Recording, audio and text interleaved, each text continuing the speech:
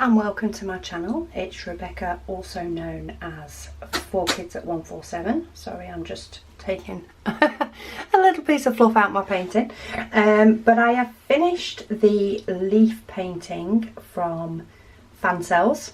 I bought this with decoration in mind, so I do know it has a lot of white, but I'm fine with that, especially when I know where it's going to go. I don't so much mind the white, but I got this with the idea of popping this in my kitchen.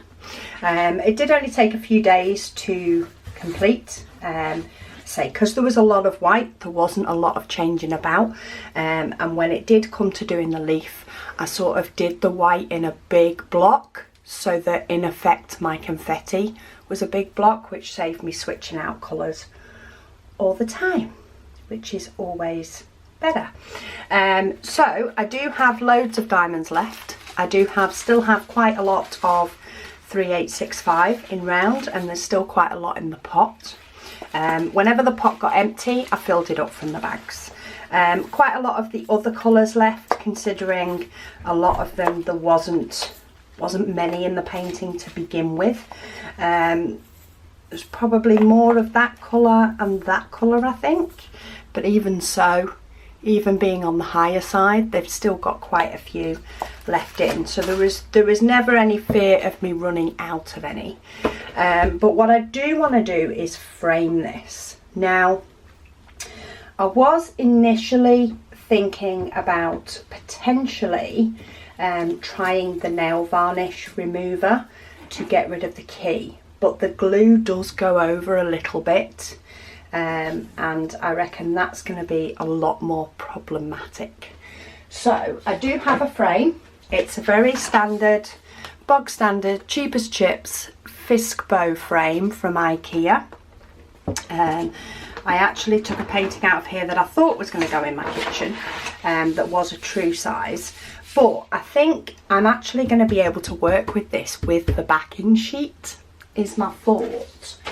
So what I'm going to do first is I'm going to cut around the edge of my painting. Now, I do this on a lot of my paintings, but on this one I do need to make sure that I get rid of the black outline, because otherwise that is going to show on the framing, and I don't think I can cut straight enough to keep some of it.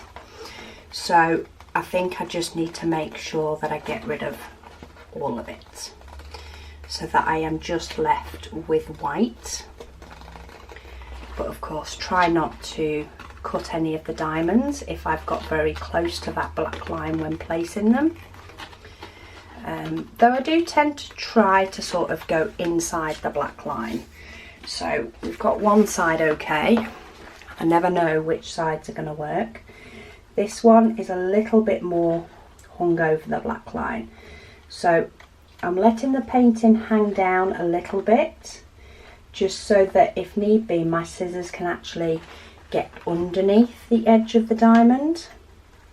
So you're talking a millimetre, if anything. So more often than not, my scissors are actually pushing the diamonds out of the way, but not enough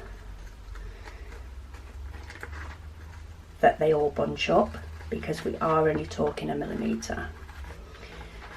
But I don't particularly want to chop the diamonds, because they then won't look round, which is the whole idea.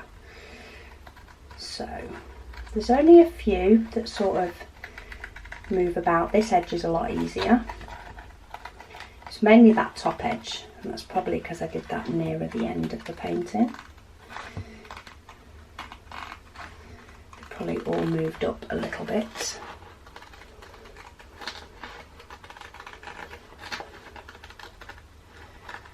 So let's get prepped and ready. So one more side to go, and then I have just spotted there is a little bit of something that's caught itself in the glue on this painting. Now, I'm not going to seal it because it is going behind like a little sheet of Perspex. It's not so much glass framed anymore, is it? Perspex acrylics, whatever you want to call it. So that's the edges cut off. I do need to clean my scissors, but there is a couple of bits here where I've noticed it's picked up some fluff. Now, where is... This is the thing. I put stuff in this pot and it can get lost. And I do have somewhere a little brush from Fansells. And it's not in any of my trays and it's not in my pot. So let's go for the second option, which again I'm not finding, and I know I have because I had them today. There we go. So my tweezers. So there's just a couple of little bits. So there's a little bit here that's pink, so that is wax that's just got caught up, and normally I would just go over it with a brush and try and see what I can get rid of. There is a little bit of fluff there and there's a little bit of fluff here, which normally wouldn't show, but because it's white it's standing out a little bit, and I really don't want that to show when it is up on my, I don't want to be looking in my kitchen and staring at it. And they're mainly at the bottom, and I think that's because that's where I first started working on the painting. So I started at the bottom, which meant that was uncovered for longer, even though it only took me a couple of days. But I have moved it about, so I've moved it from my front room, I've put it in my craft room while we did the whip and chat, and then it's gone back in the front room, and I think it's just picked up stuff along the way. Okay, so all of those are out. I am also just going to give it a roll. I don't think this is going to make much difference, so this is just a little acrylic roller just to make sure that things are flattened. I like to do this more so with square than round. I tend to find that squares, it definitely helps them to sit in.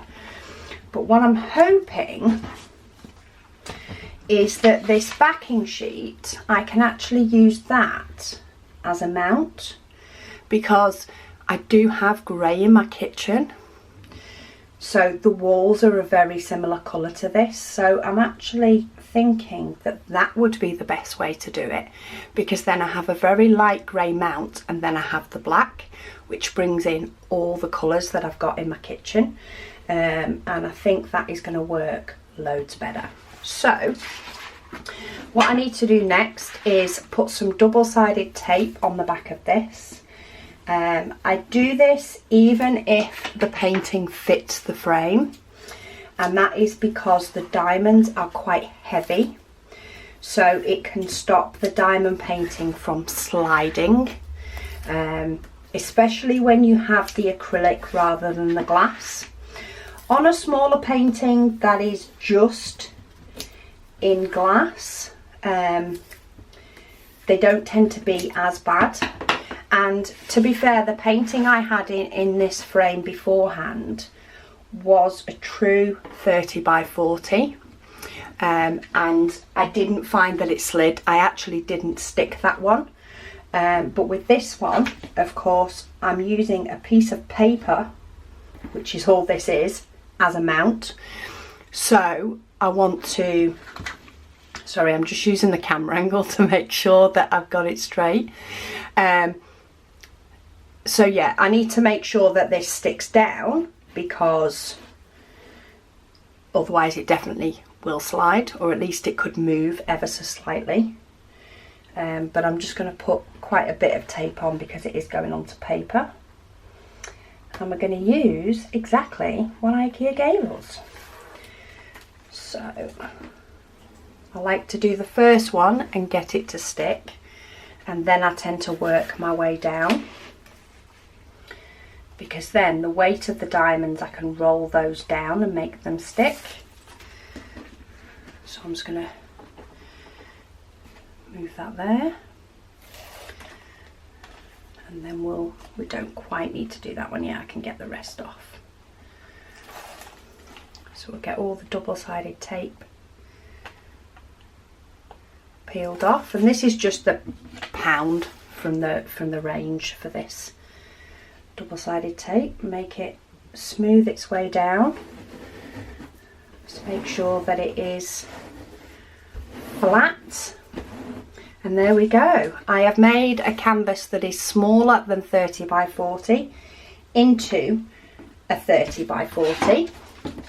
And then for the frame, say it's a very basic IKEA frame, so it's a piece of acrylic, which I just want to make sure it's not got bits inside it, which of course this one has picked up bits. I should probably go and get a piece of paper towel, or kitchen roll as we call it. Bear with me, I will be back. Okay, so I've got a piece of kitchen towel. I just want to make sure that there's no bits of fluff that will catch themselves in the painting. To be fair, a lot of the fluff that's showing is white, so that's not so bad. And then we'll get the backing in, and then I need to make sure that it is the right way up. So I'm pretty sure that's the right way up. Let's have a look. Yes. So push these back down. Tweezers come in very handy for this, and in fact that's why I knew I'd use my tweezers, because I used it to open up the prongs. And there we go. We have a framed picture. It's got the grey in my kitchen, it's got the greenery, which I've put a lot into my kitchen, it's got the black in my kitchen, and it's all ready to go. Cheap as chips frames from IKEA.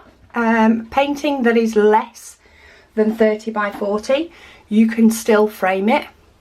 Just use your backing as a mat rather than putting a mat on top, and you've got a winner. So I will get hubby to put this up either with a hook, or quite often we are using command strips in the kitchen. But yeah, I'm very happy with that. I've just got to figure out exactly where in the kitchen it's going to look the best. But I hope you've enjoyed this video on my leaf painting. I have really enjoyed doing this, and I'm quite happy, quite excited to get another diamond painting up in my house. I figured I'd pretty much got my extent of diamond paintings up, but I think there's still one or two more places that one can go without it looking like that's all I've got on my walls. But yeah, thank you so much for watching, and I'll speak to you all again soon.